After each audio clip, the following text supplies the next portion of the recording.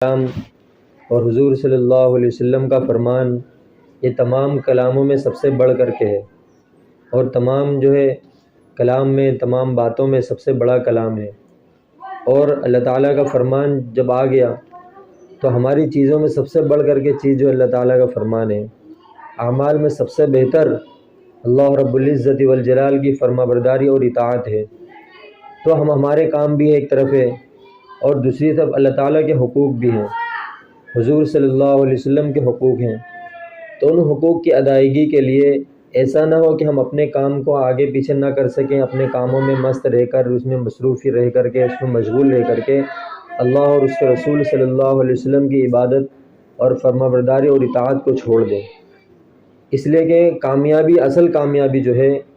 وہ کل آخرت کی کامیابی ہے، قیامت کے دن کی کامیابی ہے۔ وہاں کی کامیابی بڑی کامیابی ہے اور وہاں کی ناکامی اصل ناکامی ہے،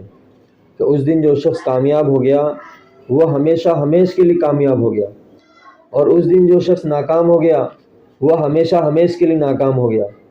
قرآن کریم میں یہ فرمان ہے، فَمَنْ زُحْزِحَ عَنِ النَّارِ وَأُدْخِلَ الْجَنَّةَ فَقَدْ فَازَ۔ جو شخص کل قیامت کے دن جہنم سے آزاد کر دیا گیا اور جنت میں اس کا داخلہ ہو گیا، وہ ہمیشہ ہمیش کے لیے کامیاب ہو گیا۔ اب اس کو کبھی ناکامی کا چہرہ نہیں دیکھنا پڑے گا، کبھی اس کے اوپر مایوسی نہیں آئے گی۔ ہاں، اس بات کا ملال اور افسوس ضرور ہوگا کہ جس درجے پر اللہ تعالیٰ نے اسے آج رکھا ہے،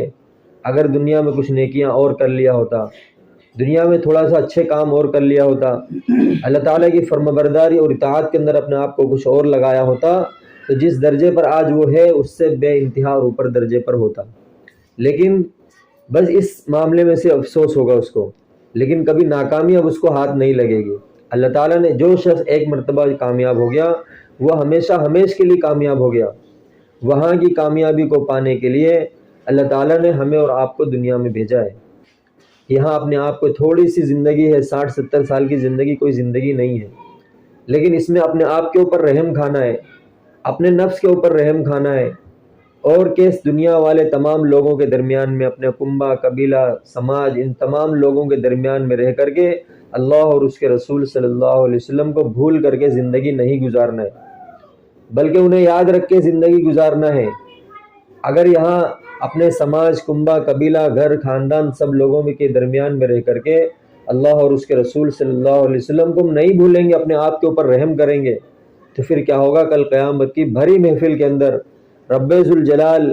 کی ہمیں فضل کی بے انتہا ضرورت ہوگی۔ اس وقت میں رب ذوالجلال ہمیں نہیں بھولے گا، بلکہ عرش کے سائے میں جگہ عطا فرمائے گا، جس دن عرش کے سائے کے علاوہ کوئی سایہ نہیں ہوگا۔ اور ایسے موقع پر ہمیں ضرورت ہوگی، سخت سے سخت ضرورت ہوگی، اور اس دن کے بارے میں آتا ہے ہمارا اپنے خونی رشتہ دار جو ہوتے ہیں وہ سب ہمارا ساتھ چھوڑ دیں گے۔ ایسے وقت میں اللہ رب العزت والجلال ہمیں یاد رکھے گا، اور اس قیامت کی بھری محفل میں ہم پہچان لیے جائیں گے۔ یہ ہے فرما بردار لوگوں کی تعداد، اور یہ فرما بردار لوگوں کی فہرست ہے، اور یہ جو اطاعت گزار لوگ ہیں، اور یہ وہ لوگ ہیں جو اللہ اور اس کے رسول صلی اللہ علیہ وسلم کو راضی کر کے آئے۔ تو کامیابی کا سودا یہ ہے کہ اپنے نفس کے اوپر رحم کھا کر کے مرنے سے پہلے مرنے کی تیاری کریں، تو دنیا سے جانے سے پہلے یہاں وہاں جانے کی تیاری ہم کر کے جائیں۔ حضور صلی اللہ علیہ وسلم نے فرمایا، کامیاب شخص، ہوشیار شخص وہ ہے، ہوشیار بندہ اور بندی وہ ہے جو دنیا سے جانے سے پہلے مرنے کی تیاری کر لیں، اور عقل بیوقوف شخص وہ ہے جو نافرمانیاں کرتا رہے اور اللہ تعالیٰ سے لمبی لمبی امیدیں باندھ کر کے رکھے۔ ایسا نہیں ہوتا ہے، دنیاوی حساب و کتاب کے اعتبار سے ایسا نہیں ہوتا ہے کہ شخص اپنے مالک کی نافرمانی کرتا رہے، اس کا نقصان پہ نقصان کرتا رہے، وہ چاہے کہ مجھے وقت پر پورا کام ہو جائے گا اور مجھے مہینہ پورا ہونے کے اوپر پورا پیسہ مل جائے گا۔ ایسا نہیں ہوتا ہے، بلکہ اسے ہی معلوم ہے کتنا اس کا نقصان مجھے برداشت کرنا ہے، اس کا کتنا فائدہ مجھے برداشت کرنا ہے، اس کا سارا حساب لکھا ہوا ہوتا ہے۔ اور اللہ رب العزت والجلال سے نافرمانیاں کرتے چلے جاؤ اور لمبی لمبی امیدیں باندھتے چلے جاؤ، ایسا نہیں ہوتا ہے، بلکہ اللہ تعالیٰ کی فرما برداری اور اطاعت، رسول اللہ صلی اللہ علیہ وسلم سے محبت، نبی کریم صلی اللہ علیہ وسلم سے محبت ہمارا اولین فریضہ ہے۔ اور حضور صلی اللہ علیہ وسلم سے محبت کی علامت یہ ہے کہ وہ آقا صلی اللہ علیہ وسلم کی لائی ہوئی مبارک شریعت مطہرہ کے اوپر وہ عمل کرے۔ آقا صلی اللہ علیہ وسلم سے محبت یہ نہیں ہاں بس محبت ہے وہ سارے کام چھوڑ دو، آقا صلی اللہ علیہ وسلم کے حقوق کو نہ ادا کرو، رب ذوالجلال کے حقوق نہ ادا کرو، دنیا والوں کے تمام لوگوں کے حقوق ہم ادا کرنے کی کوشش کرتے ہیں، فلاں ناراض ہو جائے اس کو راضی کرنا ہے، فلاں ناراض ہو گیا اس کو راضی کرنا ہے، اور کون کون سے حرب ہم استعمال نہیں کرتے، لیکن اللہ اور اس کے رسول صلی اللہ علیہ وسلم کو ناراض کر کے بیٹھے ہیں اور اس کے بارے میں ذرا برابر بھی فکر نہیں ہے۔ جنہیں راضی کرنا ہماری زندگی کی اولین ترجیح ہے۔ ہم دنیا میں آئے اس وجہ سے کہ اللہ اور اس کے رسول صلی اللہ علیہ وسلم کو راضی کر کے جائیں، رب ذوالجلال کو اپنی زندگی کے ذریعے سے راضی کر کے جائیں، تاکہ کل قیامت کے دن کی سختی سے ہمیں نجات ملے، کل قیامت کے دن کی تپش سے ہمیں نجات ملے، کل قیامت کے دن کی گرمی سے ہمیں نجات ملے، عرش کا سایہ ملے۔ لیکن یہ ساری چیزیں کب ہوں گی؟ جب ایمان اور اعمال کے ساتھ زندگی ہم گزارتے رہیں گے، اور اللہ اور اس کے رسول صلی اللہ علیہ وسلم کی فرما برداری اور اطاعت کے ساتھ زندگی گزاریں گے تو کیا ہوگا؟ دنیا ہماری نورانی بنے گی، آخرت ہماری جو ہے بہترین خوشگوار بنے گی، لیکن اللہ تعالیٰ دنیا کی بھی ہماری نورانیت سے جو ہے بھر دیں گے۔ انبیاء علیہ السلام جو آیا کرتے تھے وہ لوگوں کے کھوپڑیوں پر، لوگوں کے جسموں کے اوپر حکومت نہیں کرتے تھے، بلکہ انبیاء علیہ السلام جو ہوتے تھے وہ روحانیت کے امام ہوتے تھے، لوگوں کے دلوں کے اوپر ان کی حکومتیں ہوا کرتی تھی، لوگوں کے دلوں کو بدلا کرتے تھے، ان کے قلوب کو دنیا سے ہٹا کر کے رب ذوالجلال سے ان کے تعلق کو جوڑا کرتے تھے کہ آج ہمارا تعلق اللہ تعالیٰ سے ٹوٹا ہے، کمزور ہوا ہے، وہ رشتہ جو ہمارا رسول اللہ صلی اللہ علیہ وسلم کے ساتھ مضبوط ہونا چاہیے تھا جو ہے پوری طریقے سے، لیکن کیا اس میں کسی نہ کسی طریقے سے کوئی نہ کوئی کمی ضرور واقع ہوئی ہے۔ اس طریقے سے جیسے حضرات صحابہ کرام رضوان اللہ علیہ اجمعین عمل بھی کر کے دکھا گئے، پوری طور پر وفاداری کر کے دکھا گئے، اور دنیا کے کونے کونے میں حضور صلی اللہ علیہ وسلم کی لائی مبارک شریعت مطہرہ کو دنیا کے کونے کونے میں زندہ کر کے گئے۔ اپنے آپ کے اوپر عمل کرنا، اپنے نفس کو اس کے اوپر ڈھالنا، اور اس کے ساتھ ساتھ اپنے سماج کے لیے محنت کرنا، اور اس کے بعد جو ہے تمام دنیا کے کونے کونے کے لیے، دنیا میں بسنے والے تمام انسانوں کے لیے محنت کرنا۔ اس امت میں پیدا ہونے والے ہر شخص کی ذمہ داری ہے، جس نے لا الہ الا اللہ محمد رسول اللہ صلی اللہ علیہ وسلم پڑھا ہے، اس کے لیے ضروری ہے کہ آقا صلی اللہ علیہ وسلم کی لائی مبارک تعلیمات کے اوپر وہ عمل کرے، اور عمل کرنے کے ساتھ ساتھ دنیا کے تمام لوگوں تک پہنچانے کی وہ نیت کرے۔ کہ ایک اکیلا شخص جو ہے سب کے سب جو ہے نافرمان ہے، ایک اکیلا شخص فرما بردار ہے، اس کی ذمہ داری کہ سب کی وہ فکر کرے۔ لیکن ابھی ہمارا مسئلہ یہ، ہم خود جو ہے پورے دین پر نہیں ہے، ہماری جو ہے کہیں نمازوں کا ٹھکانہ نہیں ہے، کہیں روزوں کا مسئلہ ہے، کہیں قرآن کریم کا مسئلہ ہے، قرآن کریم جو ہے برسوں برس ہو گئے ہم نے ہاتھ تک نہیں لگایا، ایسا نہیں ہوا، بلکہ اللہ اور اس کے رسول صلی اللہ علیہ وسلم کی فرما برداری اور اطاعت یہ ہے کہ زندگی ہماری نورانی بنے، روز ہمارا کچھ نہ کچھ اس میں اضافہ ہوتا چلا جائے، روز جو ہے ہماری اس میں اضافہ، اور رب ذوالجلال سے روز ہمارا قرب جو ہے بڑھتا چلا جائے، ہر آنے والا دن ہمارے پچھلے والے دن سے بہتر ہو، ہر آنے والی نماز ہماری پچھلی نماز سے بہتر ہو، مطلب نماز کو نماز بنا کر کے پڑھیں۔ حضرات صحابہ کرام رضوان اللہ علیہ اجمعین کے زمانے میں کسی کو کوئی پریشانی ہوتی تھی فوراً نماز کی طرف بھاگتا تھا، فوراً جو ہے 2 رکعت نماز پڑھتے تھے، اللہ تعالیٰ کے سامنے مانگتے تھے، رب ذوالجلال کے سامنے اپنی ساری شکایتوں کو رکھتے تھے، سارا رونا دھونا اللہ تعالیٰ کے سامنے کیا کرتے تھے۔ ہمارا معاملہ یہ ہے، فلاں پریشانی آئے گی اس کے سامنے چلے جائیں گے، فلاں پریشانی آئے گی اس کے پاس چلے جائیں گے، فلاں پریشانی اس کے پاس، کبھی یہ سوچا نہیں کہ کسی پریشانی کی وجہ سے جو ہم 2 رکعت نماز پڑھ کے صلاۃ الحاجت پڑھ کے اللہ تعالیٰ سے مانگنے والے بنے۔ اور حضرات صحابہ کرام 2 رکعت نماز پڑھ کر کے اپنے تمام مسائل کو حل کرایا کرتے تھے اللہ تعالیٰ کے سامنے، رب ذوالجلال سے اپنے مسائل کو حل فرمایا کرتے تھے، اور اللہ رب العزت والجلال ان کے مسئلوں کو حل فرمایا کرتے تھے۔ لیکن ہمارا مسئلہ کبھی ہمارا دماغ اس طرف جاتا نہیں کہ فرض نمازیں جو ہے پڑھنے کا مسئلہ بنا ہوا ہے، ابھی فرائض پورے ہوں تب جو ہے واجبات اور سنتوں کی طرف آویں، کہ تہجد ہے، اشراق کی نماز ہے، اوابین کی نماز ہے، یہ ساری نمازیں جو ہے پڑھتے پڑھتے یہ کب ہوں گی؟ جب فرائض کی ہماری پابندی ہوگی، جب سنتوں کی طرف آئیں گے۔ اتنی دوری اللہ اور اس کے رسول صلی اللہ علیہ وسلم کی سے اور آپ کی جو ہے اللہ تعالیٰ کی اطاعت اور جو ہے احکامات سے ایک ایمان والے کی یہ نشانی نہیں ہے، ایمان والے کی علامت نہیں ہے۔ حضرات صحابہ کرام رضوان اللہ علیہ اجمعین کی تعداد تقریباً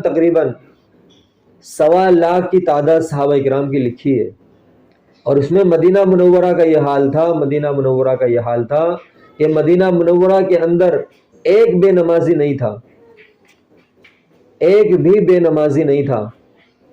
حضور صلی اللہ علیہ وسلم سے محبت اس قدر بڑھی ہوئی تھی، اس قدر بڑھی ہوئی تھی، آقا صلی اللہ علیہ وسلم جو فرمایا کرتے تھے اس سے آگے بڑھ کر کے اس پر عمل کرنا ان کے لیے بے حد ضروری ہوا کرتا تھا۔ ان کے کھیت کھلیان، ان کے باغات، ان کے گھر، ان کے اولادیں، ان کے تجارتیں، یہ ساری چیزیں ایک طرف، اللہ اور اس کے رسول صلی اللہ علیہ وسلم کا فرمان ایک طرف۔ اسی وجہ سے یہی تو بات ہے کہ اللہ تعالیٰ نے قرآن کریم کے اندر ان کے لیے آیتیں اتاری،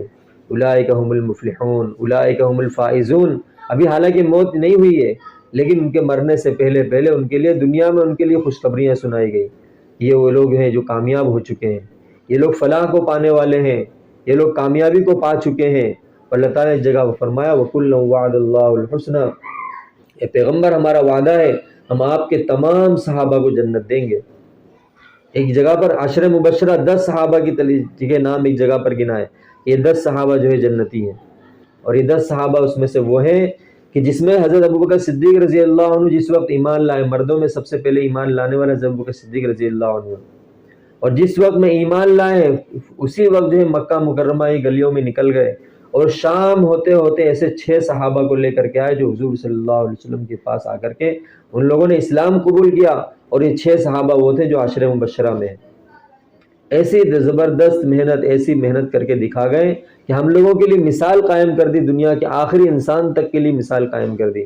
کہ ایسا ناخوشگوار ماحول اور اتنا بگڑا ہوا ماحول کہ تمام کفار اور قریش حضور صلی اللہ علیہ وسلم کے تمام صحابہ کے دشمن ہیں، ان سارے دشمنوں کے بیچ میں رہ کر کے ایسے ایمان کی محنت کر کے دکھا کر کے گئے، اور اس سارے جو ہے ناموافق حالات کو اپنے موافق حالات میں بدل کر کے گئے۔ وہی مکہ مکرمہ کے لوگ جو آپ صلی اللہ علیہ وسلم کے تمام صحابہ کے جان کے دشمن بنے ہوئے تھے، یہاں تک کہ مکہ مکرمہ کو چھوڑنا پڑا، لیکن کیا ہوا، ایک وقت وہ آیا حضور صلی اللہ علیہ وسلم اپنے تمام صحابہ کے ساتھ فاتحانہ انداز میں مکہ مکرمہ میں داخل ہوئے۔ یہ کوئی محنت تھی، ایسے نہیں کہ بس جو ہے ایک ایمان لاؤ محنت اور اپنے آپ کا عمل کرتے چلے جاؤ ہو گیا کام، ایسا نہیں ہے، بلکہ عمل کرنے کے ساتھ ساتھ اپنے ماتحتوں کی فکر کرنا کہ میں جو کامیابی اللہ تعالیٰ نے مجھے دی ہے وہ کامیابی دنیا کا ہر شخص کیسے پانے والا بن جائے۔ سب سے پہلے میرے ماتحت میں کتنے لوگ رہتے ہیں، ہم گھر کے بڑے یہ سمجھتے ہیں کہ ہم نے کھانے پینے کی ذمہ داریوں کو پورا کر دیا، پہننے اوڑھنے کی ذمہ داریوں کو پورا کر دیا، اور خوشی اور غم کے مواقع کو جو ہے پورا کر دیا، ہم نے اپنے بڑپن کا حق ادا کر دیا۔ ایسا ہرگز ہرگز نہیں ہے، بلکہ بڑپن کا حق حضور صلی اللہ علیہ وسلم نے جو بتلایا ہے وہ یہ ہے کہ ان کے دلوں کے اندر رب ذوالجلال کا خوف اور حضور صلی اللہ علیہ وسلم کی محبت صحیح طور پر اگر بھر دی ہے تو پھر کیا ہوگا، ان کے قلوب حضور صلی اللہ علیہ وسلم کی محبت سے جو سرشار ہو چکے ہیں۔ اب یہ کیا ہوا، انہوں نے اپنے بڑپن کا حق ادا کر دیا کہ انہیں اب کوئی بھی ضرورت پڑے گی یہ رب ذوالجلال کے سامنے ہاتھ پھیلائیں گے، اللہ تعالیٰ ان کے ہاتھوں کو خالی ہاتھ واپس نہیں لوٹائے گا۔ ہمیں جو ہے فضیل بن عیاض رحمۃ اللہ علیہ نے ایک جگہ پر یہ لکھا ہے، جتنا انسان تنگ دستی سے ڈرتا ہے، جتنا انسان تنگ دستی سے ڈرتا ہے، خدا کی قسم اگر یہ جو ہے اتنا جہنم سے ڈرنے والا بن جائے تو سیدھا جنت میں چلا جائے۔ تنگ دستی سے ڈرتا ہے، اس وجہ سے پورا دن 18 گھنٹے 15 گھنٹے کاروبار میں دیتا ہے، دور دراز ملکوں میں سفر کرتا ہے، کیا کرنے کے لیے، اس کے اپنی اولادوں سے محبت ہے، اس کو اپنے ماں باپ سے محبت ہے، اپنے بیوی بچوں سے محبت ہے، اور انہیں وہ پریشانی میں نہیں دیکھ سکتا ہے، اس لیے کئی گھنٹے کاروبار میں برابر دیتا ہے، تنگ دستی سے ڈرتا ہے، اور اس وجہ سے اس کا کاروبار میں رہنا، اس کا سب جگہ پر رہنا اللہ تعالیٰ نے اس کے لیے آسان کر دیا۔ اتنا اگر وہ جہنم سے ڈرنے والا بن جائے کہ جہنم کی خوفناک اور وہاں کی تپش اور وہاں کی گرمی ان ساری چیزوں سے اگر ڈرنے والا بن جائے، پھر کیا وہ جنت میں جانے والے اعمال کو کرنے والا بن جائے، اللہ تعالیٰ سے ڈرنے والا بن جائے، حضور صلی اللہ علیہ وسلم کی محبت حقیقی طور پر جو اس کے دلوں میں بس جائے،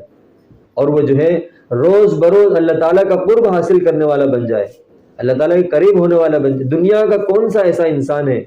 حضور صلی اللہ علیہ وسلم جگہ پر یہ فرمایا لا یؤمن احدکم حتی اکون احب الیہ من والدہ وولدہ والناس اجمعین، کہ تم میں کا کوئی بھی شخص اس وقت تک کامل ایمان والا نہیں ہو سکتا ہے جب تک کہ میری محبت اس کے نزدیک اس کے ماں باپ سے زیادہ، اس کی بیوی بچوں سے زیادہ نہ ہو جائے۔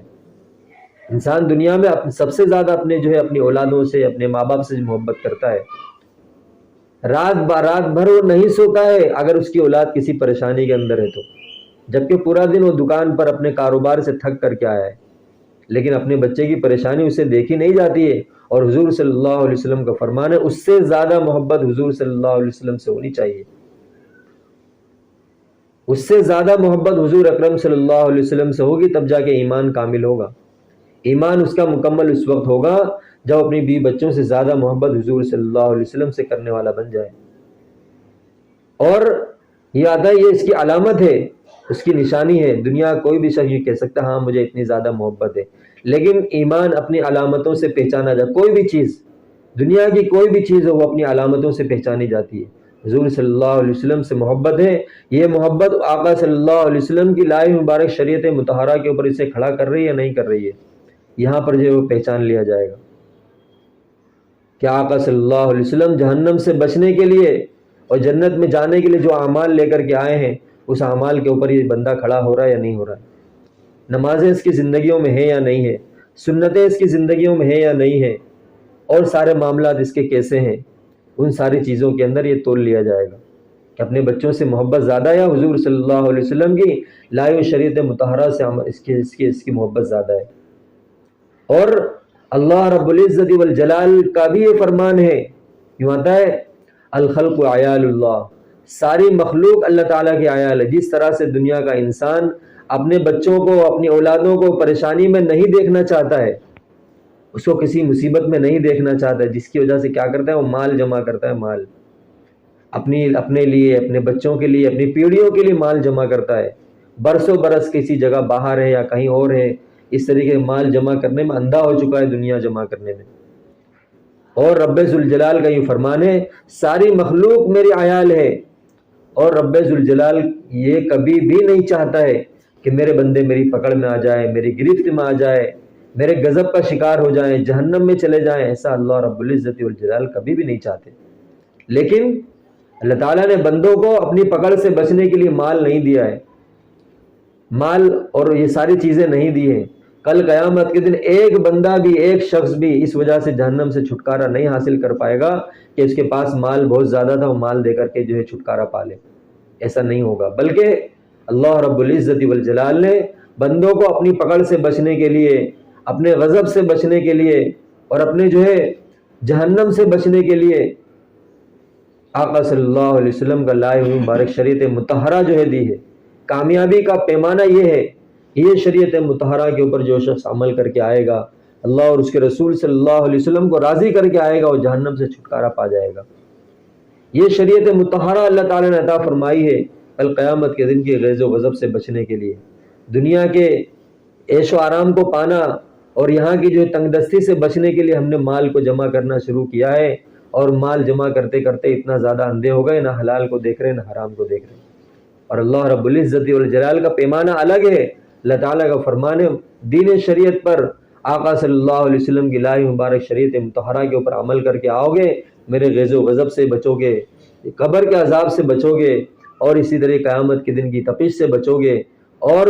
عرش کا سایہ نصیب ہوگا، پل صراط کے اوپر سے کیا ہوگا، بجلی کی طرح پار بھی ہو جاؤ گے۔ لیکن یہ ساری چیزیں کب ہوں گی؟ اب اس دنیاوی زندگی میں رہ کر کے، اپنے آپ کے اوپر رحم کھا کر، اپنے نفس کے اوپر رحم کھا کر، ان سب لوگوں میں رہ کر کے اللہ اور اس کے رسول صلی اللہ علیہ وسلم سے غافل ہو کر کے زندگی نہیں گزارے گا، تب اللہ تعالیٰ کی قیامت کے دن خوشندی کو پائے گا۔ اور یہاں سے دنیا سے جانے کا جب وقت ہوگا، 500 فرشتے اس کے استقبال کے لیے آئیں گے۔ آج سب کے سب رو رہے ہوں گے، کا پاس کھڑا ہوا ہے، سب کے سارے رشتہ دار لوگ ہیں، اور وہ سارے رشتہ دار آنسو بہا رہے ہیں، لیکن اب اس کے آنسو بہانے کا وقت ختم ہو چکا ہے۔ اب 500 فرشتے اس کے استقبال کے لیے آئے ہوئے ہیں، لوگوں کے جو ہے کفن پہنانے سے پہلے اپنا جنت سے لایا ہوا کفن وہ لوگ پہنا دیتے ہیں،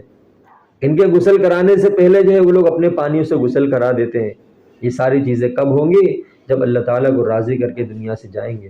اور میری محترم مائیں بہنیں، آپ لوگوں کا ایک طریقے سے بڑی ذمہ داری ہے، اس ذمہ داری کو سمجھنا، اس ذمہ داری کو جو اپنے اوپر اوڑھنا، یہ بہت بڑی چیز ہے کہ ایک شخص اگر کسی کو، حضرت علی رضی اللہ عنہ کو حضور صلی اللہ علیہ وسلم نے فرمایا تھا، اے علی تیرے کہنے سننے سے، تیرے چلنے پھرنے سے، تیری تھوڑی سی محنت سے ایک شخص بھی راہ راست پر آ گیا تو سرخ اونٹوں سے بہتر ہے، کہ ہماری نمازوں کا کیا حال ہے ہم جانتے ہیں، ہمارے روزوں کا کیا حال ہے ہم جانتے ہیں، ہمارے قرآن کریم کے پڑھنے کا کیا حال ہے وہ ہم جانتے ہیں، لیکن ہماری محنتوں کے ذریعے سے، ہماری تھوڑی سی مشقت کے ذریعے سے، ہماری تھوڑی سی قربانی کے ذریعے سے ایک شخص بھی راہ راست پر آ گیا تو کیا ہوگا؟ اس کی نمازوں کا ثواب ہمیں ملتا رہے گا۔ وہ جتنی نمازیں پڑھے گا، جتنے روزے رکھے گا، اور جتنے جو ہے قرآن کریم کی تلاوتیں کرے گا، جتنا ذکر و اذکار کرے گا، اور جتنی زیادہ دین کی محنت کرے گا، اس کا ثواب ہمیں ملتا رہے گا۔ اور کرنے والے، عمل کرنے والے کے ثواب میں کسی قسم کی کوئی کمی نہیں کی جائے گی کہ دنیا کے لوگ حساب میں جو کیا کرتے ہیں، کاٹ پیٹ کرتے ہیں۔ اللہ رب العزت والجلال کے حساب میں کاٹ پیٹ نہیں ہے۔ جو عمل کرے گا اس کو اس کا پورا ثواب ملے گا، اور جس کی وجہ سے وہ عمل پر آیا ہے، جس کی وجہ سے وہ راہ راست پر آیا ہے، اس کو بھی اس کا ثواب ملتا چلا جائے گا۔ یہ امت محمدیہ کی خصوصیت ہے، حضور صلی اللہ علیہ وسلم کی یہ مبارک امت ہے، اس امت کی خصوصیت ہے کہ کوئی بھی شخص جنت کے اندر اکیلا نہ جائے، بلکہ اپنے پیچھے لاکھوں لوگوں کو لے کر کے جائے، کہ اس نے ایک کے پیچھے محنت کی، دو کے پیچھے محنت کی، اور اس نے کئی لوگوں کے پیچھے محنت کی، اور اس طرح کئی لوگوں کے پیچھے محنت کی۔ اس کو نہیں معلوم کل قیامت کے اس کے پیچھے حافظ لوگ بھی ہوں گے، علماء بھی ہوں گے، اور حاجی لوگ بھی ہوں گے۔ اللہ تعالیٰ سے بھی کہے گا میں نے اتنی محنت نہیں کی، یہ سارے حاجی لوگ میرے پیچھے کیوں ہیں؟ کہ تیری محنت کا نتیجہ ہے یہ، جو تو دنیا میں نہیں دیکھ سکا۔ تو نے فلاں کے اوپر محنت کی، اس نے ہزاروں لوگوں کے اوپر محنت کر دی۔ تو نے فلاں کے اوپر محنت کی، اس کے پیچھے ہزاروں حاجی تیار ہو گئے۔ تو نے فلاں کے اوپر محنت کی، اس کے پیچھے ہزاروں حفاظ تیار ہو گئے۔ وہ اسے نہیں معلوم، لیکن جب قیامت کے دن کی فہرست لگے گی تو کیا ہوگا؟ ایک ایک شخص اپنے پیچھے نہ جانے کتنے لوگوں کو جنت میں لے کر کے جانے والا بنے گا۔ اس لیے اپنے آپ کے اوپر جو ہے رحم کھانا ہے، اپنے نفس کے اوپر رحم کھانا ہے۔ ہمارے ماتحت میں ہماری اولادیں رہتی ہے، ہم نے اپنی اولادوں کے لیے کیا محنت کی؟ وہ اولادیں اسی بات کے اوپر چلیں گی، اسی طریقے کا اپنا مستقبل دیکھیں گی جس کے اوپر اپنے ماں باپ کو دیکھتی ہوں، جس کے اوپر اپنے ماں باپ کو چلتا ہوا دیکھتی ہیں، اسی کو وہ لوگ پکڑتے ہیں۔ ماں باپ چاہتے ہیں ہماری زندگی گزر گئی، جیسے چاہے ویسے گزر گئی، لیکن ہماری اولادیں جو ہے دین کے اوپر رہیں، وہ اللہ اور اس کے رسول صلی اللہ علیہ وسلم کی فرما بردار اور اطاعت گزار بن جائیں۔ ایسا کہیں ہوتا ہے؟ ایسا نہیں ہوتا، بلکہ اس طریقے پر عمل کر کے دکھانا پڑے گا۔ ان کو جو ہے نمازوں کی پابندی بتانی پڑے گی، ان کو روز صبح جلدی اٹھ کر کے فجر کی نماز انہیں بتانا پڑے گا، قرآن کریم کی تلاوت انہیں سکھانا پڑے گا، اور اس طریقے سے بچے جس طرح سے ماؤں کی گود میں تیار ہوں گے ویسے دنیا کے کسی کونے میں تیار نہیں ہو سکتے۔ اور اگر فی الحال وہ عمل نہیں بھی کرنے والے بن رہے ہیں، نہیں کر رہے ہیں، دل پر اثر بات نہیں کر رہی ہے، لیکن کیا ہوا؟ ماں باپ کے جانے کے بعد وہ دعائیں ان کے اوپر اثر کریں گی، جس کی وجہ سے وہ اللہ اور اس کے رسول صلی اللہ علیہ وسلم کے فرما بردار و اطاعت گزار بنیں گے، اور لوگ یوں کہیں گے اس کے پیچھے کوئی محنت نہیں ہے، لیکن اس کی ماں باپ کی دعائیں اس کے پیچھے کام کر رہی ہیں، اس کے پیچھے اس کی دادی کی دعاؤں کا اثر ہے، اس کے دادا کی دعاؤں کا اثر ہے، اس کی ماں کی دعاؤں کا اثر ہے، جس کی وجہ سے آج یہ کیا ہے؟ سماج میں نیک اور اطاعت گزار بندہ بن کر کے زندگی گزار رہا ہے۔ یہ چیزیں کہاں سے آئیں؟ کہ ماں باپ اس کو سکھاتے بھی تھے، اس کے پیچھے محنت بھی کرتے تھے، اور اللہ تعالیٰ سے دعائیں بھی مانگتے تھے۔ تو اس لیے اپنے بچوں کو، اپنی اولادوں کو اس سے زیادہ کہ جس طریقے سے ہمیں دنیاوی فکر رہتی ہے کہ ان کی پرورش کرنی ہے، اس سے زیادہ ضرورت اس بات کی، ہم اس بات کی فکر کے اندر رہیں کہ ہمیں ان کی تربیت بھی کرنی ہے، اور جیسی تربیت کریں گے بڑے ہو کر کے وہ اثر ضرور دکھے گا۔ لوگ کہنے والے بنے، ہاں ہو سکتا ہے، ضرور بھی ضرور یہ پھول اسی درخت کا ہے، یہ پھل اسی درخت کا، یہ کہنے والے بنے، اور کوئی کہے نہ کہے، لیکن جس گھروں کے اندر اللہ اور اس کے رسول صلی اللہ علیہ وسلم کے جو ہے سارے فرمان پورے ہوتے ہیں، احکامات پورے ہوتے ہیں، قرآن کریم کی تلاوتیں ہوتی ہیں، تو پھر کیا ہوتا ہے؟ وہ گھر آسمان پر ایسے چمکتا ہے جیسے ہم لوگوں کے لیے چاند سورج ستارے چمکتے ہیں۔ پھر کیا ہے؟ بلائیں، مصیبتیں اور پریشانیاں ایک گھر کی وجہ سے اللہ تعالیٰ پورے علاقے کو محفوظ رکھتے ہیں، کہ اگر ارادہ بھی ہوتا ہے ترک فرما دے کہ ایک گھر نیک گھرانہ ہو، اس میں ساری چیزیں پوری ہوتی ہیں، اللہ تعالیٰ کے احکام پورے ہوتے ہیں، حضور صلی اللہ علیہ وسلم کی سنتیں پوری ہوتی ہیں، دعائیں لوگ اس میں مانگتے رہتے ہیں، قرآن کریم کی تلاوتیں ہوتی ہیں۔ ایک زمانہ وہ تھا جس گلی سے گزر جاؤ قرآن کریم کی آواز آ رہی ہے، کہ فلاں گھر میں سے کسی پارے کی آواز تلاوت ہو رہی ہے، فلاں گھر میں کسی پارے کی تلاوت ہو رہی ہے۔ آج جس گلی سے گزر جاؤ یہ بتانے کی ضرورت نہیں ہے کہاں سے کس طرح کی آواز آتی ہے، کس چیز کی آواز آتی ہے، ہر گھر کی مجبوریاں، ہر گھر کی، لیکن ماں باپ اس کو سمجھیں اور اس کو غنیمت جانیں، اپنے لیے غنیمت جانیں کہ بچوں کا مستقبل ہمارے ہاتھ میں ہے، ہم انہیں کس طرح کا مستقبل دکھانا چاہتے ہیں، کہ ہم چلے جائیں گے دنیا سے، لیکن ہمارے بچوں کی تربیت جو ہے باقی رہ جائے گی، اور جس طرح کی تربیت کریں گے وہ تربیت اثر دکھائے گی۔ اس لیے ہم جو ہے اسی طریقے سے عمل کرنے والے بنے، اللہ اور اس کے رسول صلی اللہ علیہ وسلم کے فرما بردار بنے، کہ ہم نے بچوں کو جو ہے صبح اٹھانا اور ان کو اسکول بھیجنا، ناشتہ بنانا، یہ ساری چیزیں ہماری گھریلو ذمہ داریاں ہیں، لیکن گھریلو ذمہ داری کے ساتھ ساتھ اللہ اور اس کے رسول صلی اللہ علیہ وسلم کے بھی حقوق ہیں۔ تھوڑا سا الارم اگر پہلے لگا لیں، اللہ تعالیٰ توفیق دے، فجر کی نماز کی توفیق ہمیں مل جائے گی، اور فجر کی نماز میں رزق کی روزی تقسیم فجر کی نماز میں ہوتی ہے، اور ہم پورا علاقہ جو ہے اجتماعیت کے ساتھ صبح میں سوتا ہے۔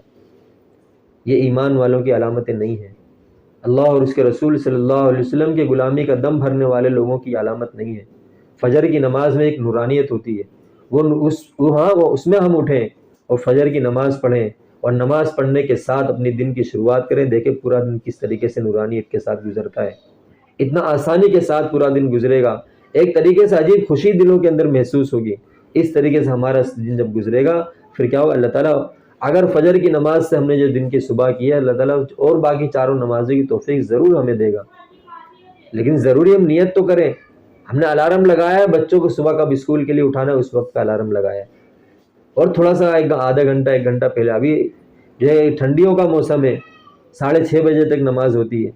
ہم اس وقت میں اٹھ جائیں، 2 رکعت نماز پڑھ لیں اللہ تعالیٰ کے سامنے اور اللہ تعالیٰ توفیق دے کچھ نہ کچھ قرآن کریم کی تلاوت کر لیں، پھر بچوں کو اٹھائیں، اور ہو سکے تو بچوں کو بھی اٹھائیں۔ یہ کتنا بہترین ہمارے لیے ماں باپ کے لیے وقت ہے کہ ماں باپ جو چاہتے ہیں اللہ تعالیٰ کے سامنے اپنی باتوں کو رکھیں، اپنی ساری شکوے شکایت کو اللہ تعالیٰ کے سامنے رکھیں، اور ساری مصیبتوں کو اللہ تعالیٰ ہی کی جانب سے آتی ہیں، اور جب تک ہماری مصیبتیں ہٹنے کا فیصلہ اللہ تعالیٰ کے دربار سے نہیں ہو جاتا، دنیا کی کوئی طاقت اس کو نہیں ہٹا سکتی ہے۔ ہم چاہتے ہیں فلاں جگہ سے ہٹ جائے، فلاں جگہ سے ہٹ جائیں، اور ایسا کروں گا تو یہ مصیبت ہٹ جائے گی، ایسا کروں گا فلاں مصیبت ہٹ جائے گی، ایسا نہیں ہوتا ہے، بلکہ جب تک رب ذوالجلال کے دربار سے وہ پریشانیاں ختم ہونے کا فیصلہ نہیں ہوتا، تب تک جو ہے وہ پریشانی ہماری نہیں ہٹ سکتی۔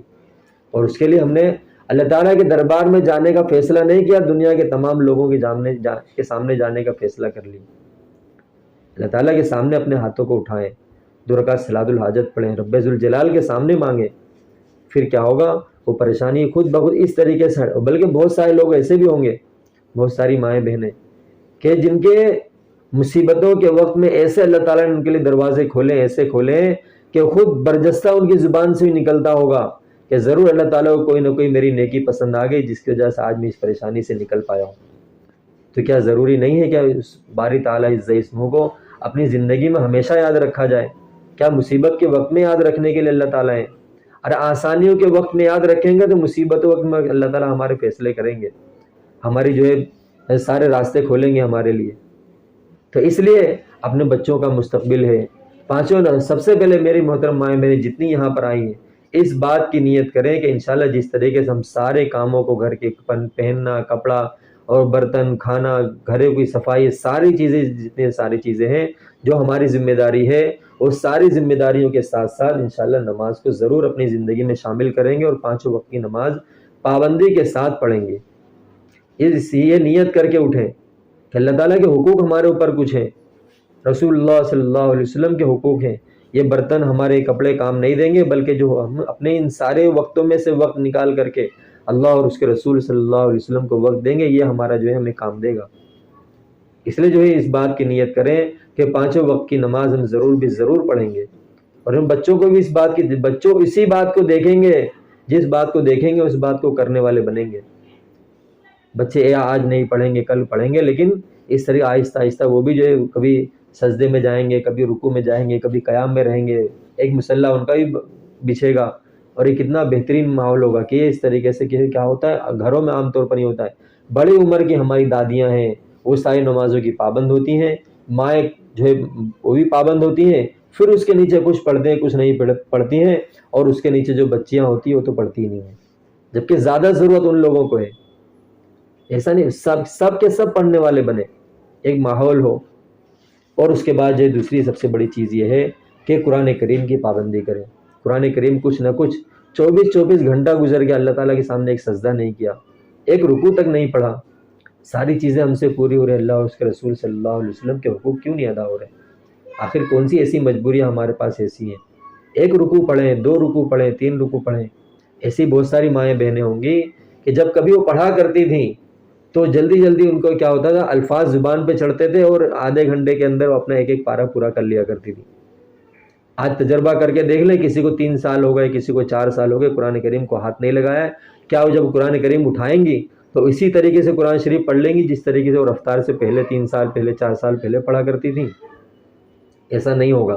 بلکہ جب تم نے قرآن کریم کو چھوڑا ہے تو قرآن کریم کسی کا محتاج نہیں ہے، وہ بھی تم سے جو ہے روٹ گیا، وہ بھی تم سے اس نے اپنے آپ کو موڑ لیا۔ اب وہ الفاظ زبان پہ نہیں چڑھیں گے، اس سے الفاظ کو مانوس کرنا پڑے گا اور اسے اپنا بنانا پڑے گا اور اس کو جو ہے برابر پڑھنا پڑے گا، اس کے برابر جو ہے اچھی طریقے سے دیکھ کر کے سمجھ کر کے پڑھنا ہوگا،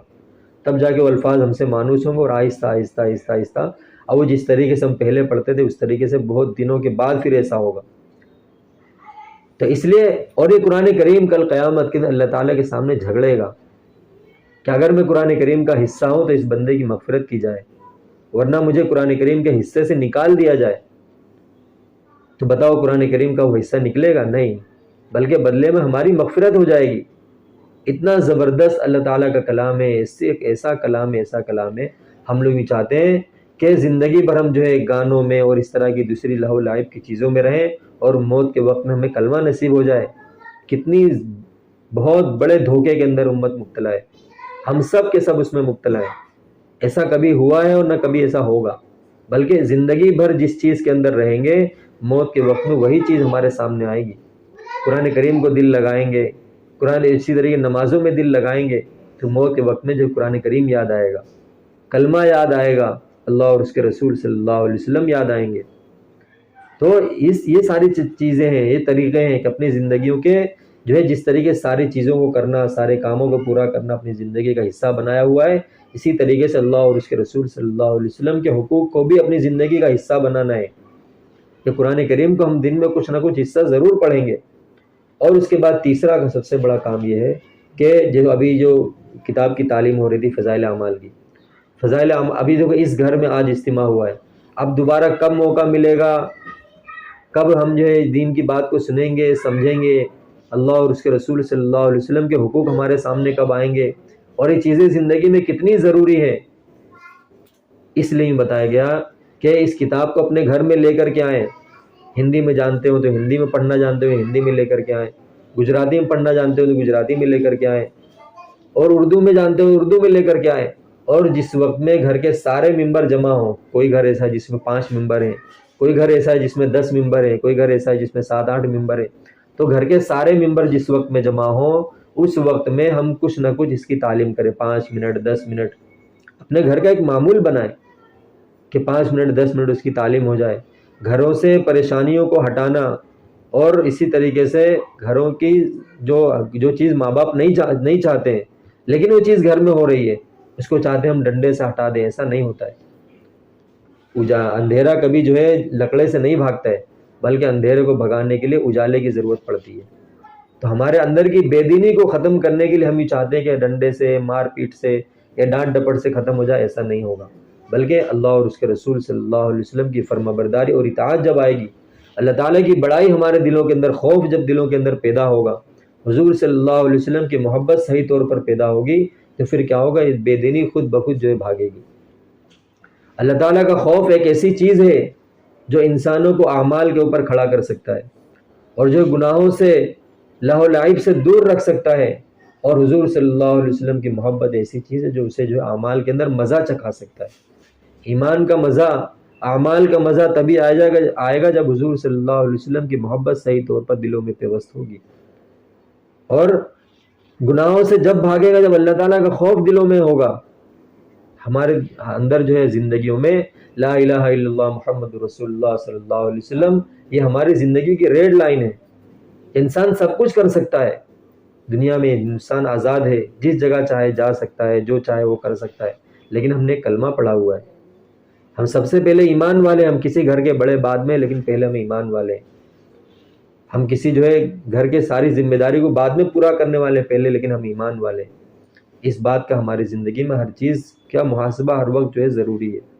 کہ اللہ تعالیٰ کے سامنے جواب دینا ہوگا، حضور صلی اللہ علیہ وسلم کا سامنا ہوگا، قبر میں ہم کیا کہیں گے۔